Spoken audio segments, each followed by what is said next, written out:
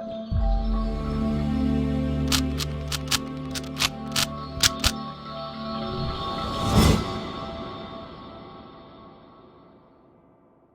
Guys, welcome to Vibha classes. I hope you like my videos. If you like my videos please like share and subscribe our channel. जैसा कि आप लोगों के exam आने वाले हैं और उसी सीरीज के लिए हमें कुछ रिक्वेस्ट करेगी कि ma'am please previous year questions upload कीजिए।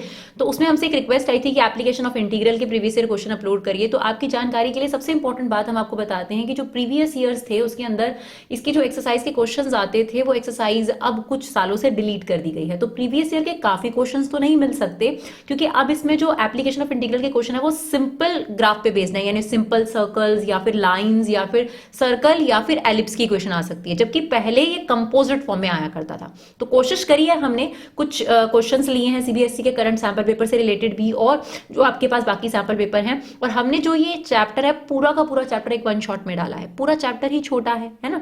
तो कोशिश करिए कि कुछ इंपॉर्टेंट क्वेश्चन जो इस बार के एग्जाम्स के हिसाब से आपके पास आ सकते हैं उनको हमने लिस्ट करने की कोशिश करी। तो चलो बिना देरी के स्टार्ट करते हैं। सबसे पहले सीबीएसई सैंपल पेपर 2025 में क्वेश्चन है आपके पास, draw the sketch of y is equal to 20 cos 2x, find the area from x is equal to pi by 6 to x is equal to pi by 3 and x axis. तो देखिए, जो आपको values दी हैं वो बहुत जरूरी है। सबसे पहले कि यार इसका ग्राफ कैसे बनेगा, बड़ी कंफ्यूजन है, कभी घबराने की जरूरत नहीं है। आपको दे रखा है पाई बाय 6 से पाई बाय 3, तो एक तो पाई बाय 6 और पाई बाय 3 तो पुट करना ही करना है। इनके बीच में कोई वैल्यू ले लो, तो आपको पता है 30 डिग्री और 60 डिग्री के बीच में 45 डिग्री आता है टेबल में, तो हम वो वैल्यू रखेंगे। तो मैंने एक ग्राफ लिया और मैंने वैल्यूज टेबल वाली ले ली, ठीक है ना। तो मुझे x की वैल्यू पुट करनी थी पाई बाय 6, है ना। उसी के 15 के डिफरेंस पर आ जाता है पाई बाय 4 और फिर आ जाता है आपके पास पाई बाय 3। अब देखिए इनमें 15 का जो है डिग्री का डिफरेंस है। अब आप पाई बाय 6 रखोगे यहाँ पर, ध्यान से देखो, अगर मैं यहाँ पर कॉस की जगह पाई बाय 6 रखूँ, है ना, यहाँ पे पाई बाय 6 रखोगे तो cos 2 पाई बाय 6 कितना हो जाएगा, cos पाई बाय 3 हो जाएगा। अब cos पाई बाय 3 यानी 60 डिग्री की वैल्यू कितनी होती है, 1/2। 1/2 को 20 से मल्टीप्लाई करोगे तो कितना आ जाएगा, 10, ठीक है ना। फिर मैंने रखा पाई बाय 4, अगर मैं यहाँ 2 पाई बाय 4 रखती हूँ, देखो cos 2 पाई बाय 4, तो पाई बाय 4 कट कर कितना हो गया, पाई बाय 2। cos 90 डिग्री कितना होता है, 0, 0 को 20 से इंटू करोगे तो कितना आंसर आ गया, 0, ठीक है ना। अब यहाँ पे हमने रख दिया पाई बाय 3, अभी हो गया cos 2 पाई बाय 3। तो घबराने की जरूरत नहीं है, cos 2 पाई बाय 3 मतलब कितना हो गया आपके पास, 120 डिग्री। अब 120 डिग्री की वैल्यू आपको निकालनी पड़ेगी, और 120 डिग्री की वैल्यू हम कैसे निकालते हैं, 90 इंटू 1 प्लस 30 डिग्री। एक तो सेकंड क्वाड्रेंट में आ गए, सेकंड क्वाड्रेंट में cos क्या होता है, नेगेटिव, और यहाँ पे ऑड है, तो मैं इसको कर देती हूँ साइन 30 डिग्री। तो साइन 30 डिग्री की वैल्यू कितनी होगी, -1/2। तो -1/2 को 20 से इंटू करा, कितना आ गया, -10। तो ये वैल्यूज मुझे मिल गई। बस इसके बाद मेरा टेबल अगर मेरा बन जाए तो मुझे ग्राफ बनाने में कभी दिक्कत नहीं आती। तो मुझे ग्राफ बनाना है, एक्स की वैल्यू ये है, पर देखो इनके बीच में 15 का डिफरेंस है। अब मुझे अगर ग्राफ में लेना है तो ग्राफ में सबसे इंपॉर्टेंट चीज ये है कि मुझे जो गैप होना चाहिए वो इक्वल होना चाहिए। तो आपको ये दे रखा है 30 डिग्री, ये 45 डिग्री और ये 60 डिग्री, तो इससे पहले भी एक लेना पड़ेगा, तो मैंने ले लिया 15 डिग्री। तो पाई बाय 12 मतलब होता है 15 डिग्री, ये पाई बाय 6 हो गए, पाई बाय 4 हो गए, पाई बाय 3 हो गए, ये प्लॉट कर दिया। और वाई एक्सिस पे मुझे मैक्सिमम 10 दिख रहा है, तो मैंने 5 और 10 और नीचे ले लिया -5, -10, ठीक है। अब मैंने इसको प्लॉट करा तो मुझे दे रखा है पाई बाय 6 पे 10 है, तो देखो पाई बाय 6 पे 10 है, ये पॉइंट पहला हो गया मेरा, है ना, पाई बाय 6 पे 10 हो गया, है ना। ये मैंने गैप कितना कितना लिया, 15 डिग्री का, pi by 12, pi by 6, pi by 4, pi by 3। पहला पॉइंट है पाई बाय 6 पे 10, ये ले लिया। पाई बाय 4 पे 0, तो यही वाला पॉइंट हो गया मेरे पास, ठीक है ना। फिर पाई बाय 3 पे -10, पाई बाय 3 पे -10, ये पॉइंट हो गया मेरे पास। अब इतना याद रखो कि कॉस कर्व बनता है, ऐसे लाइन से ज्वाइन नहीं करना, ऐसे ज्वाइन नहीं करना, कर्व है, तो आपको कर्व शेप में लेना है। अब सबसे जरूरी चीज देखो, x इज इक्वल टू 6 वाली लाइन कैसे बनेगी, y के पैरेलल, और x इज इक्वल टू 3 वाली लाइन भी y के पैरेलल। तो सबसे पहले तो मैंने ये लाइन ड्रॉ कर ली। अब मैंने इन पॉइंट को कर्व की शेप में ज्वाइन करा लाइक दिस, और मुझे क्या करना है, इनके बीच का एरिया निकालना था। ये आपको उसने क्लियरली बोला था cos x। तो ये जो ग्राफ बना है ये वाला, ये cos x का ग्राफ बना है, ये बना है y is equal to 20 cos 2x का, और ये वो लाइंस हैं। तो मुझे दोनों एरियाज निकालने हैं, है ना। अब चाहो तो ये दोनों एरियाज निकालकर अलग अलग प्लस कर सकते हो, नहीं तो अगर आप ध्यान से देखोगे तो ये वाला गैप कितने का है, 15 डिग्री का, ये भी 15 डिग्री का, और ये ग्राफ भी सेम है। तो अगर आप इसका एरिया निकालकर डबल कर दोगे तो ये सेम ही आने वाला है। तो मैंने यही किया है, देखो, required area is twice of pi by 6 से पाई बाय 4। देखो पाई बाय 6 से पाई बाय 4, ये वाला कर्व। अब ये वाला कर्व कौन सा है, ये वाला, है ना। तो यहां पर आ गया आपके पास 20 cos 2x dx। अब 20 इस जाके मल्टीप्लाई हो गया 40 cos 2x का इंटीग्रेशन क्या होगा, sin 2x अपॉन 2। अब हमने वैल्यू रखनी है, 2b में बाहर लेगी 20 हो गया।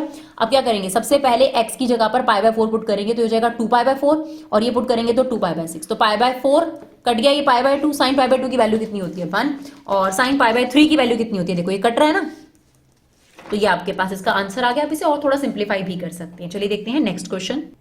ये भी क्वेश्चन काफी अच्छा है, सीबीएसई सैंपल पेपर 22-23 में ये दे रखा है आपके पास, ठीक है ना। आपके पास इनइक्वालिटी वाला हमने क्वेश्चन लिया, तो इसमें आपको दे रखा है match make the sketch x y कुछ ऐसे पेयर होने चाहिए कि 0 से x² के बीच में y होना चाहिए, 0 से x के बीच में y होना चाहिए और 0 से 2 के बीच में x होना चाहिए। अब इस क्वेश्चन को देखकर बच्चा घबरा जाएगा, घबराना नहीं है, करना क्या है, देखो ये तीनों चीजें पहले लिख ली मैंने, देखो ये तीनों चीजें लिख ली, ठीक है ना, जो मुझे दे रखी थी ये तीनों चीजें लिख ली। अब ध्यान से देखना, ग्राफ जो होता है वो इक्वालिटी का बनता है, इनइक्वालिटी का नहीं।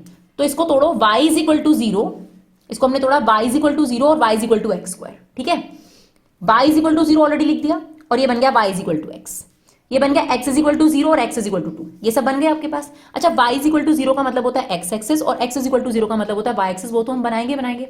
मेन हमारे पास ये 3 ग्राफ है, ये लाइन है, ये भी लाइन है। कैसे पता चलता है, जब तक वेरिएबल की पावर हाईएस्ट 1 चल रही हो तो वो लाइन होता है। लेकिन ये आपके पास पैराबोला है, स्क्वायर हो गया, हमें x² = y वाला पैराबोला बनाना है। अब सबसे इंपॉर्टेंट चीज क्या होती है, जो ये ग्राफ होते हैं इनके इंटरसेक्शन पॉइंट जरूर निकालो कि एक दूसरे को कट कहां कर रहे हैं, बहुत जरूरी है। तो मैंने इनको नाम दे दिया 1 2 3। पहले मैंने 1 और 2 का इंटरसेक्शन पॉइंट निकाल लिया, ठीक है ना। देखो सबसे पहले आप क्या कर सकते हो, इसका ग्राफ बना के रख सकते हो, आपको पता है ये पैराबोला बनेगा और ये x² = y वाला पैराबोला आप ऐसे बना सकते हो, कोई दिक्कत नहीं है, बना लिया। अब ये जो लाइन है ये कहां से जाएगी, देखो ये 0,0 से जा रही है, नहीं जा रही, सबसे पहले ये चेक करो। अगर मैं x की वैल्यू 0 रखूं तो y की वैल्यू 0 आ रही है, बिल्कुल आ रही है। तो इसका मतलब ये लाइन 0,0 से तो जाएगी, लेकिन ये लाइन ऐसे जाएगी, ऐसे जाएगी या ऐसे जाएगी, हम नहीं जानते। तो अगर मैं ये जान लूं कि इन दोनों में कोई कॉमन पॉइंट है तो बढ़िया हो जाएगा, है ना। और कॉमन पॉइंट से क्या बेनिफिट होगा, मुझे इस लाइन के पॉइंट भी मिल जाएंगे और वो पॉइंट भी मिल जाएगा जो पैराबोला पर है। तो मैंने इन दोनों का इंटरसेक्शन पॉइंट निकाला, ये देखो 1 और 2 का मैंने इंटरसेक्शन पॉइंट निकाला। कैसे, y = x है, मैंने y की जगह x रख दिया, सब्स्टिट्यूशन मेथड, ठीक है ना। सब्स्टिट्यूशन मेथड लगा लो, उससे हमारे पास बड़े आराम से आ जाएगा। तो हमने क्या किया, y की जगह x रख दिया, x = x² - x = 0, x common लिया तो x की वैल्यू 0 आ गई 1। अगर मैं x की वैल्यू 0 रखूं, किसी में भी रख सकते हो आप, x की वैल्यू 0 रखोगे तो y की वैल्यू 0, x की वैल्यू 1 तो y की वैल्यू 1। इसका मतलब यह है कि इन दोनों का इंटरसेक्शन पॉइंट मुझे मिल गया 0,0 और 1,1, ये पॉइंट मिल गया मुझे कॉमन। अब 0,0 तो ये रहा, 1,1 ध्यान से सुनना, दोनों में है, इसका मतलब पैराबोला पर भी है, तो यहां पर मैंने ले लिया 1,1। और इस लाइन को बनाने के लिए मुझे कितने पॉइंट चाहिए होते हैं, 2, तो ये लाइन भी बनकर तैयार होगी मेरे पास, कोई दिक्कत, क्लियर। अब x = 2 वाली लाइन, अब x = 2 वाली लाइन मुझे पता है, यहां देखो x की वैल्यू 1 है मेरे पास और y की वैल्यू 1 है। अब मुझे पता है x की वैल्यू 2 इससे कहीं आगे होगी, लेकिन मुझे ये देखना है क्या ये जो लाइन है x = 2 वाली, ये पैराबोला को कट करेगी नहीं करेगी। तो मुझे क्या करना पड़ेगा, 1 और 3 का इंटरसेक्शन पॉइंट निकालना पड़ेगा। तो मैंने x की वैल्यू 2 डाली तो y कितना आ रहा है 4। इसका मतलब ये है कि ये लाइन भी इस पैराबोला को कट करती हुई जरूर जाएगी। तो देखो मैंने ये लाइन यहां पे फ्रेम करी x = 2 वाली, और जो इनका इंटरसेक्शन पॉइंट हुआ किसका, पैराबोला और इस लाइन का, ये हो गया 2,4, राइट। अब जो सबसे इंपॉर्टेंट चीज सीखनी है कि शेडेड एरिया क्या होगा, इनइक्वालिटी में कैसे शेडेड एरिया निकालना है। सबसे पहले मैंने ये देखिए, ये है ना मेरे पास, तो मैंने इसको लिया, इसकी इनइक्वालिटी क्या है, y x², क्या दे रखा है, y x²। तो देखो मैंने y x² लिया, और कोई भी ऐसा पॉइंट लो जो इस पैराबोला पे ना हो, जो इस पैराबोला पे ना हो। तो मैंने ये वाला पॉइंट ले लिया 1,0, ठीक है, इस पैराबोला पे नहीं है। अब मैंने इस पैराबोला में रखा, ध्यान से रखना, x की वैल्यू 1 है और y की वैल्यू 0 है, तो y की वैल्यू 0 रखी, 1 रखा, ये ट्रू आ रही है स्टेटमेंट। अगर ये ट्रू आ रही है तो जिस साइड मैंने पॉइंट लिया था उसी साइड शेड होगा। इसका मतलब पैराबोला के एक्सटीरियर एरिया को शेड करेंगे, यानी ये वाला एरिया शेडेड में नहीं आ रहा, क्लियर। अब आ जाओ ये वाली लाइन पर, y x, ये वाली लाइन ले ली मैंने, ठीक है ना। सेम ये जो लाइन है इस पे कोई ऐसा पॉइंट लो जो इस लाइन पर ना हो, तो 1,0 इस लाइन पर नहीं था, तो मैंने रखा, y की वैल्यू 0, x की वैल्यू 1, ये भी ट्रू आ गया। तो ये लाइन कह रही है कि मेरे भी नीचे शेड करना है आपने। तो ध्यान से देखो, इस पैराबोला ने पहले ही आपको बोल दिया था कि एक्सटीरियर में शेड करना है, और इस लाइन ने कहा नीचे की तरफ शेड करना है। तो आपको समझ आ गया होगा कि ये वाला जो एरिया है इसमें शेडेड एरिया बन रहा है, ट्रू। अब आपके पास रिक्वायर्ड एरिया निकालने में कोई दिक्कत नहीं होती, एक बार डायग्राम बन जाए तो रिक्वायर्ड एरिया क्या हो गया आपके पास, देखो 0 से लेकर 1 तक पैराबोला, ठीक है, फिर प्लस 1 से लेकर 2 तक ये वाली लाइन है ना, ये वाली लाइन। तो पैराबोला में से हमने पैराबोला में से y की वैल्यू निकाली, दिस इज x², और लाइन में से y की वैल्यू निकाली x। एक्स स्क्वायर का इंटीग्रेशन हो गया x cube upon 3, value put कर दी, और एक्स का इंटीग्रेशन हो गया x square upon 2, which is very easy. तो ये आप निकाल लीजिएगा 11/6। चलिए देखते हैं नेक्स्ट क्वेश्चन। चलिए एक 2024 में भी काफी अच्छा क्वेश्चन है और ये अभी भी एनसीईआरटी के एमसीक्यू में पड़ा हुआ है आपके पास, बस इसमें वैल्यू चेंज करी है, तो ये क्वेश्चन जरूर आ सकता है आपके पेपर में। Sketch the graph y is equal to x modulus x। देखो सबसे पहले ये जान लो कि वो लाइन बनेगा या नॉन लाइन बनेगा, मतलब लीनियर है या नॉन लीनियर है। देखो x और x, यहाँ पर पावर x की 2 से बड़ी हो चुकी है, तो इसका मतलब ये लाइन तो नहीं है, ये ग्राफ ही बनने वाले हैं, कर्व्स बनने वाले हैं। Find the area bounded by this curve x axis x is equal to -2 और x इज इक्वल टू 2। तो ये चारों चीजों का ध्यान रखना है, इस कर्व का, एक्स एक्सिस का, x इज इक्वल टू -2 और x इज इक्वल टू 2, ठीक है ना। सबसे पहले मुझे किसी भी ग्राफ को अगर बनाना नहीं आता तो मैं हमेशा उसके पॉइंट्स निकाल लेती हूँ। तो मैंने क्या करा, इसका ग्राफ का टेबल बना लिया, मैंने इसमें x की वैल्यू 0 डाली, तो 0 रखने पर y की वैल्यू 0 आ रही है, 1 रखने पर मेरा 1 आ रहा है, -1 अगर रखूंगी तो देखो यहाँ -1 होगा लेकिन ये 1 हो जाएगा, तो मेरा आंसर -1 आ रहा है। 2 रखने पर 4 और -2 रखने पर -4। तो ये वैल्यूज तो मैंने रखनी ही रखनी थी क्योंकि मुझे दे रखी थी। इसके अलावा मैं एक और बात जानती हूं कि जो मॉडुलस होता है उसके 2 फेस होते हैं। अगर मैं यहाँ x की वैल्यू नेगेटिव रखूं, मतलब थोड़ी 0 से बड़ी रखूं, तो इस मॉडुलस का फेस होगा पॉजिटिव, और पॉजिटिव x को x से मल्टीप्लाई करेंगे तो ये वाला पैराबोला बन गया y is equal to x square, और ये पैराबोला की इक्वेशन है। ये तब है लेकिन जब आप x की वैल्यू 0 से बड़ी रख रहे हो। अब यहां पर देखो, यहां पर इसका फेस क्या है, नेगेटिव। अगर मैं नेगेटिव रखूं, मतलब x की वैल्यू लेस देन 0 रखूं, तो लेस देन 0 पर इसका फेस क्या होगा, नेगेटिव, है ना। तो -x को x से इंटू करेंगे तो -x स्क्वायर। तो अगर आप वैसे इस पॉइंट को प्लॉट करके ग्राफ बनाओ ना, तब भी आपका आंसर आ जाएगा, और अगर आप इससे आइडिया लो तब भी आपका आंसर आ जाएगा। तो अगर मैं इन पॉइंट्स को प्लॉट करूं, लेट इट बी, x की वैल्यू है मेरे पास 0, 1, -1, 2 और -2, और y की अगर आप वैल्यू लो तो ये आपको दे रखी है 2, 4, और यहां पर आप ले सकते हो -2, -4 या 1, 2, 3, 4 भी ले सकते हो, ठीक है, कोई दिक्कत नहीं। मैंने 1, 2, 3 भी 4 ले लिया और ये भी ले लिया।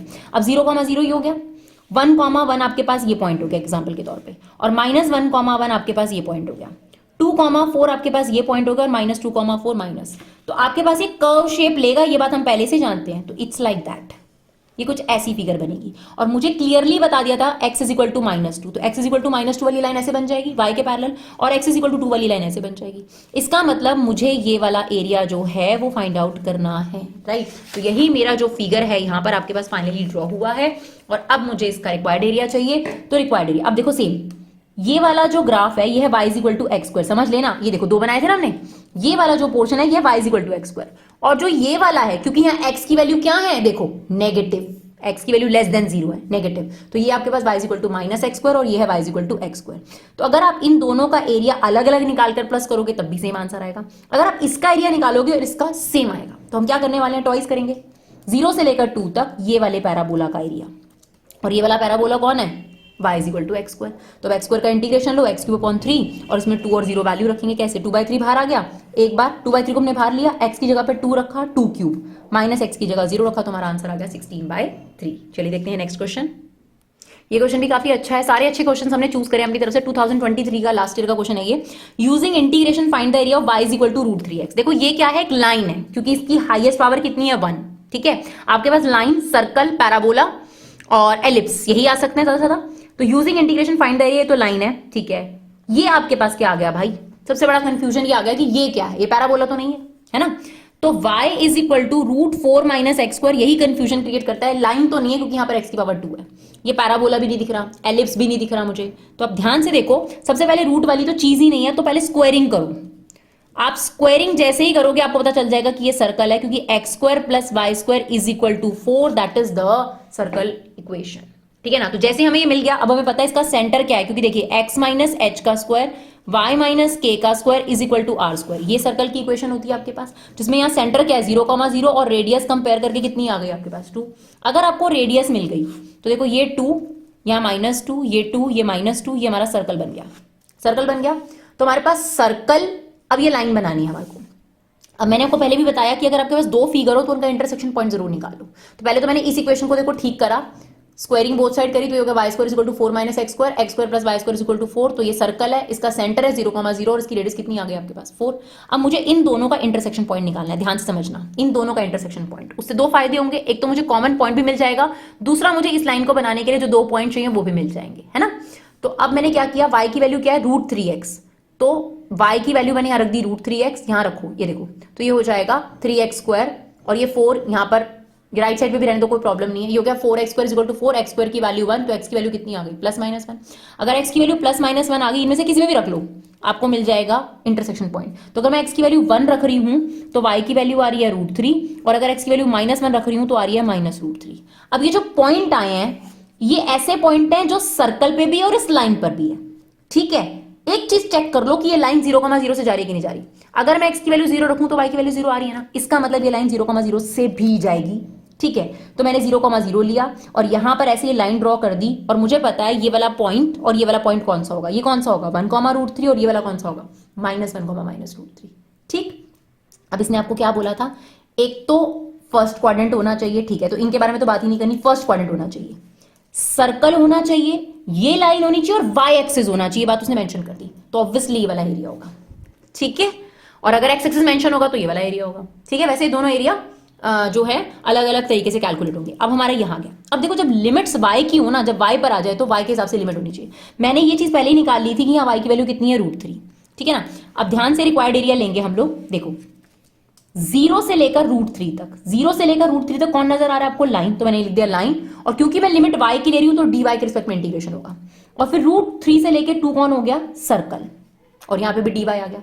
अब लाइन में से x की वैल्यू निकालनी है आपने, तो x की वैल्यू आ जाएगी y/√3, वो रख दी हमने, और इसमें से भी y की वैल्यू निकालो, कितनी आ जाएगी 4 - x² का स्क्वायर रूट, ठीक। अब इसका इंटीग्रेशन ले लो, तो 1/√3 बाहर ले लिया, y का इंटीग्रेशन हो गया y²/2।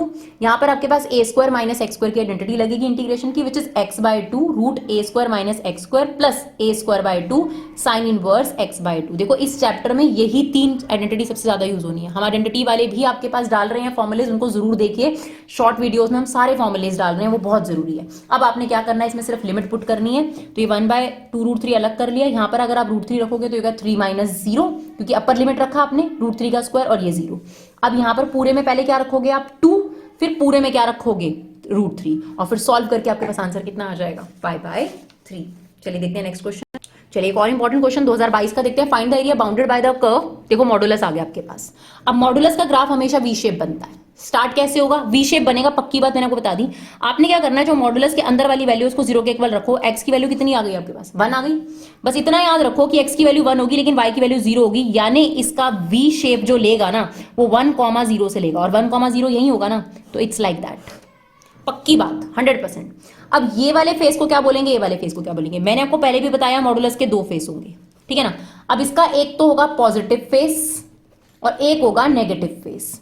तो ये वाला जो हो गया इसका, यहां पर जो हो गया ये हो गया इसका पॉजिटिव फेस, और ये वाला जो हो गया इसका कौन सा हो गया, नेगेटिव फेस, ठीक है। क्योंकि यहां पर आप रख के देखो, अगर आप 1 बड़ी वैल्यू रखते हो मॉडुलस की तो पॉजिटिव आंसर आएगा, तो इसलिए ये वाला है। और अगर आप 1 से छोटी वैल्यूज रखते हो, इवन 0 भी रखोगे तो नेगेटिव आएगा, तो इसलिए इसका नेगेटिव फेस यहां पर हो गया, ठीक है ना।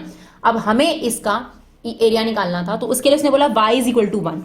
अब देखो यहां पर आपके पास जो वैल्यू है, पहले आपको ये वैल्यू कैलकुलेट करनी पड़ेगी। तो ये वैल्यू कैसे कैलकुलेट कर सकते हैं, यहां पर आप मुझे बताओ, यहां पर y की वैल्यू क्या होगी, यहां पर y की वैल्यू तो होगी, सॉरी x की वैल्यू क्या होगी यहां पर 0। तो अगर मैं इस लाइन में x की वैल्यू एक बार 0 रखूं, देखो रख के देखो, तो y की वैल्यू कितनी आ रही है 1, यानी ये जो पॉइंट आ रहा है ये क्या आ रहा है 0,1, और मुझे y = 1 वाली लाइन बनानी है, तो यहाँ y 1 ही तो है, तो y = 1 वाली लाइन बन गई x एक्सिस के पैरेलल। Is it okay. और मुझे जो एरिया निकालना है वो मॉडुलस और इस लाइन के बीच का निकालना है, तो वो शेडेड एरिया कौन सा हो गया, दिस वन, राइट।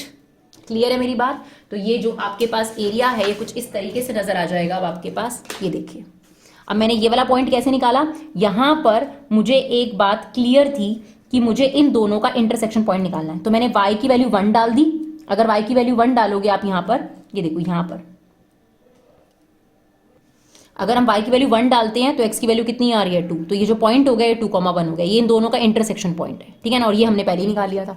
तो अब जो रिक्वायर्ड एरिया वो पता है क्या होगा, ध्यान से समझिएगा, 0 से लेकर 2 तक लाइन के नीचे का एरिया, 0 से लेकर 2 तक लाइन के नीचे का एरिया, माइनस 0 से लेकर 1 ये वाली लाइन के नीचे का एरिया आपको नहीं चाहिए, और 1 से लेकर 2 ये वाली लाइन के नीचे का एरिया नहीं चाहिए, ठीक है ना। मैंने क्या बोला, रिक्वायर्ड एरिया, ध्यान से समझिएगा फिर से, 0 से लेकर 2 तक लाइन के नीचे का एरिया dx माइनस ब्रैकेट में 0 से लेकर 1 ये वाली लाइन के नीचे का एरिया नहीं चाहिए, तो ये वाली लाइन हो गई आपके पास ये, प्लस 1 से लेकर 2 तक ये वाली लाइन के नीचे का एरिया भी मुझे नहीं चाहिए। उसके बाद बस आपने इंटीग्रेशन करना है और इसका आंसर निकालना है। तो देखिए ये हमने इंटीग्रेशन कर दिया इसका, बस यहाँ पे जो -x-1 है इसे आप अगले स्टेप में क्या लिख देना, 1 - x, ठीक है ना। तो यहाँ पे लाइन की इक्वेशन, अब लाइन तो ये है ना, ये वाली लाइन है देखो, y = 1, तो इसमें से y की वैल्यू कितनी आ गई 1, तो यहाँ पे 1 रखा, 1 का इंटीग्रेशन कितना हो गया x, और ये वाली लाइन और ये वाली लाइन, ठीक है ना। तो अब इसका इंटीग्रेशन लिया मैंने, 1 का हो गया x का हो गया x²/2, x का हो गया x²/2 और ये हो गया x। अब इसमें लिमिट लगा दी, एक बार 2 रखेंगे -0, इस पूरे में क्या रखेंगे 1, माइनस पूरे में क्या रखेंगे 0, इस पूरे में रखेंगे 2, माइनस पूरे में क्या रखेंगे 1। तो आपका सॉल्व करके आंसर कितना आ जाएगा 1² यूनिट। एक और इंपॉर्टेंट क्वेश्चन डिस्कस करते हैं लास्ट ईयर पे बेस्ड। तो 2017 में भी ये क्वेश्चन आया हुआ है, इसको भी देख लेते हैं हम लोग। Find the area of the circle and the line, ठीक है ना, इन द फर्स्ट क्वाड्रेंट। अब मुझे एक बात जो बहुत ध्यान से बतानी है बच्चों को कि यहाँ 16 है तो 4 का स्क्वायर होता है, पर जनरली क्या होता है कई बार यहाँ 8 मेंशन हो जाता है तो बच्चा लिख देता है 4 का स्क्वायर और सारा क्वेश्चन गलत हो जाता है। क्वेश्चन में दम नहीं है, पर आप ये गलती मत करना कि 8 जो है वो 2√2 का स्क्वायर है और 16 जो है वो 4 का स्क्वायर है। छोटी सी सिली मिस्टेक है जो हो जाती है, तो इसलिए मैंने आपको पहले बता दी, ठीक है ना। चलिए, अब आपके पास ये सर्कल दे रखा था, इस सर्कल की जो सेंटर हो गया वो 0,0 और रेडियस कितनी हो गई आपके पास 4, ठीक है ना। और ये मुझे लाइन दे रखी है, मुझे इन दोनों का क्या पता करना पड़ेगा, इंटरसेक्शन पॉइंट। देखो सर्कल तो बन जाएगा मेरा, क्योंकि सर्कल का सेंटर मैंने आपको पहले ही बता दिया 0,0 है और रेडियस है 4, तो यहां लिख लिया 4 -4 -4, तो ये मेरा सर्कल बन गया, ठीक है। अब ये लाइन जो है ये 0,0 से तो जा रही है, चेक कर लिया। उसके बाद इन दोनों का इंटरसेक्शन पॉइंट निकालो। कैसे निकालोगे, x की वैल्यू इसमें डाल दो, √3y, तो ये कितना हो गया 3y² + y² = 16, 4y² = 16, y की वैल्यू आ गई +-2। अब y की वैल्यू इसमें डालो किस में भी डालो, तो x की वैल्यू आ जाएगी आपके पास। तो दो वैल्यूज आ रही हैं, x की वैल्यू आ रही है 2√3, 2 और एक आ रहा है -2√3 -2, ये पॉइंट आ गए। अब आपको जो ये पॉइंट मिले हैं ये ऐसे हैं जो इन दोनों में है, तो इसका मतलब इस पे भी है, और ये लाइन 0,0 से भी जा रही है, तो ये लाइन कुछ ऐसे काट देते हैं हम लोग। अब ये पॉइंट हो गया 0,0 और ये पॉइंट ऐसा पॉइंट है जो दोनों में कॉमन था, है ना, यही इंटरसेक्शन पॉइंट है। तो ये हमने लिख दिया 2√3, 2 और ये हो गया हमारे पास -2√3, -2, तो ये बना दिया हमने। और इसने आपसे क्या बोला था, फर्स्ट क्वाड्रेंट में होना चाहिए और आपके पास सर्कल और लाइन के बीच का एरिया होना चाहिए, तो ये आपके पास एरिया निकल कर आ गया, राइट। अब इस एरिया को हम कैसे निकालेंगे, रिक्वायर्ड एरिया हम लिखेंगे। तो रिक्वायर्ड एरिया क्या हो जाएगा आपके पास, देखो 0 से लेकर 2√3, ध्यान से समझना, 0 से लेकर 2√3 लाइन के नीचे का एरिया, फिर 2√3 से 4 सर्कल के नीचे का एरिया, ठीक है। अब लाइन में से क्या करना है, आपने x की वैल्यू निकालनी है, सॉरी y की वैल्यू निकालनी है, x/√3, जिसकी लिमिट होती है ना वही उसी के रिस्पेक्ट में इंटीग्रेशन है। अब यहां पर आपने निकाल ली सर्कल की इक्वेशन, तो सर्कल की कितनी आ जाएगी y 16 - x², जिसको हमने लिख दिया 4² - x² का रूट, क्लियर। अब आप यहाँ पे 1/√3 को बाहर ले जाओ, x का इंटीग्रेशन क्या होगा x²/2, वैल्यू तो यही है। यहां पर फॉर्मूला लगेगा कौन सा, x/2 √a² - x² plus a²/2 sin inverse x/a, ठीक है। ध्यान से वैल्यू पुट करनी है। ये 2√3 आप पुट करोगे तो 2√3 का स्क्वायर कितना हो जाएगा 12/2, है ना, क्योंकि 2 का स्क्वायर 4 × में 3, तो उसके बाद -0/2 तो 0 ही हो गया। अब इस पूरे में क्या पुट करना है 4, जब हम 4 यहां पुट करेंगे तो ये पोर्शन 0 हो जाता है, तो मैंने 0 लिख दिया। फिर हमें रखना है 4 यहां पर, देखो ये 8, 4/4 कितना हो जाएगा 1, पूरे में भी मैंने क्या रखा है 4, तो ये वैल्यू आ गई माइनस। अब मैंने रखा 2√3/2, तो यहाँ √3 बचेगा और 2√3 का स्क्वायर कितना था 12, तो 16 - 12, ठीक, ये हो गया 8 sin इनवर्स 2√3/4, ये बच गया 6/√3, ये हो गया 8 sin इनवर्स 1 की वैल्यू कितनी होती है π/2, 16 - 12 4 का स्क्वायर रूट हो जाएगा 2, 2√3। अब ये सॉल्व करो, ये आपके पास आ रहा है √3/2, तो ये π/3 पर होता है। जब आप इसे रैशनलाइज करोगे तो ये 2√3 बन रहा है, तो ये इससे कट गया, और इसे सॉल्व करोगे तो π/3 4 π/3 आपका आंसर होगा। Thank you so much guys for love and support, keep supporting our classes.